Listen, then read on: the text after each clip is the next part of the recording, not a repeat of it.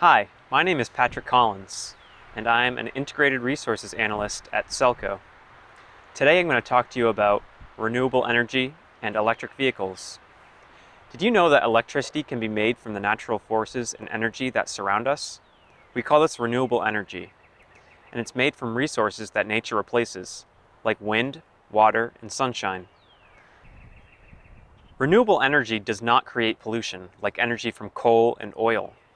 A lot of energy is wasted to make power from fossil fuels, like natural gas, coal, and oil. No energy is wasted when using solar power.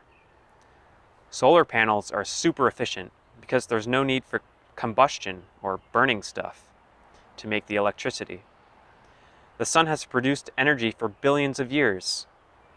This means that people have used solar energy since prehistoric times to cook food, keep warm, and dry clothes. Have you ever sat outside on a sunny day and felt hot or even got a sunburn? Solar panels turn this very energy from the sun into electricity.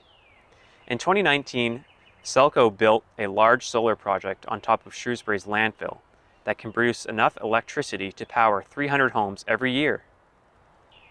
Solar panels are also called photovoltaic panels, or PV panels. Photo is Latin for light, and voltaic means electricity. If you have solar-powered lights at your house or solar-powered calculators, you're using photovoltaics. Solar panels are not just for houses. They are used to power many different things. Maybe you've seen them on food trucks, cars, boats, buildings. There's even one on the International Space Station. Have you ever seen a windmill? It looks like a big outdoor fan. People have harnessed the power of wind since the Middle Ages, during times of knights, lords, and castles, to do things like grind grains and pump water. Windmills have been used to generate electricity for more than 100 years. These are called wind turbines. Turbines generate electricity by working the opposite way of a fan. Instead of using electricity to turn the blades to make wind, it uses the wind to turn the blades to make electricity. In order to create a lot of energy for thousands of homes, large wind farms with lots of wind turbines can be built. They usually build these in consistently windy places, like hilltops or even the ocean. These are called offshore wind farms. Our state has plans to build wind farms in the ocean. SELCO is a member of Berkshire Wind Power Cooperative. Berkshire Wind is a 12-turbine wind farm that sits on top of Brody Mountain in western Massachusetts. This wind farm is big enough to power about 7,800 homes every year. Hydropower is also another renewable energy source. Hydro comes from the Greek word for water. Falling or flowing water from a big river has lots of energy. Hydropower plants capture this energy using a turbine just like a wind turbine. There are three main types of hydroelectric power plants.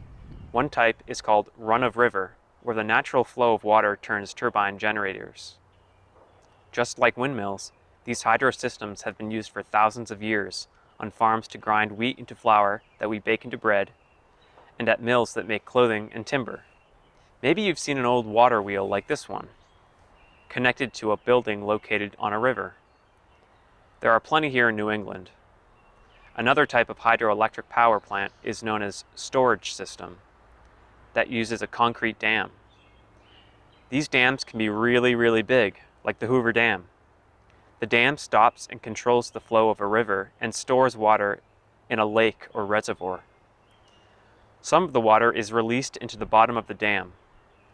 The fall of the water and the water pressure from the lake forces the water through the dam and spins a turbine generator. The last type of hydropower is known as a pumped storage system, where water is pumped up to a reservoir at a higher elevation. When electricity is needed, the water is released to spin turbines that generate power. Usually the water is pumped up during the night and released down during the day when there is high electricity use.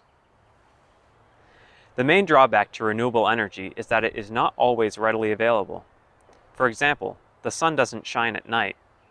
Some days aren't windy, and sometimes water isn't flowing fast enough. That's where things like big batteries come in handy. Batteries the size of trucks can be connected to a big wind farm or solar farm like SELCO has at the landfill and can charge up during the day when extra power is being produced, then discharge that power during the night or at other times whenever it's needed. Did you know exciting things are happening with electricity?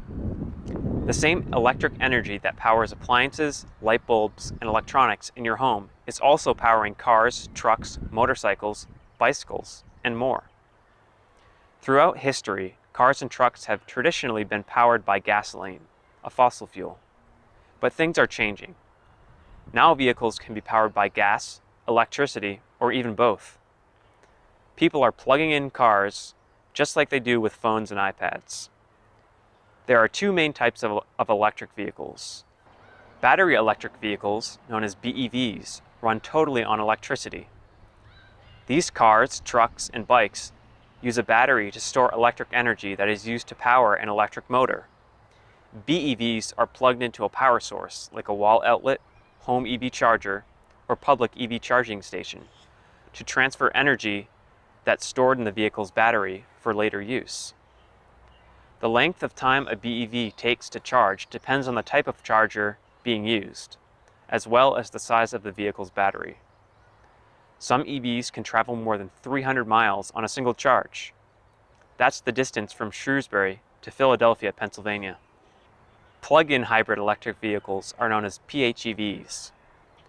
Hybrid means a combination of two or more components that do the same thing. PHEVs are powered both by an internal combustion engine that uses gasoline, as well as an electric motor that uses energy from a battery. Both motors are used to drive the vehicle, but each uses a different energy source. Like BEVs, PHEVs are plugged in to charge their battery. This stored energy is used to power the electric motor. PHEVs also use gasoline from a regular gas station to power the combustion engine. PHEVs can usually go about 50 miles using the battery-powered electric motor.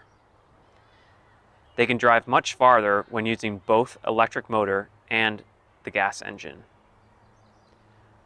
Some can travel up to 400 miles with both a full battery and a full tank of gas.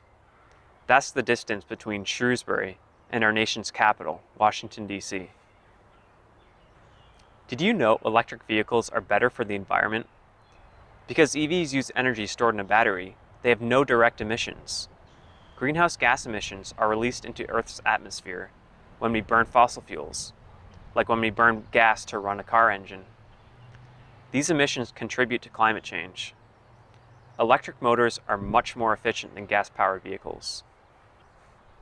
You can even charge an EV with the power generated by solar panels or other renewable energy sources like wind or hydro that supply our electric grid.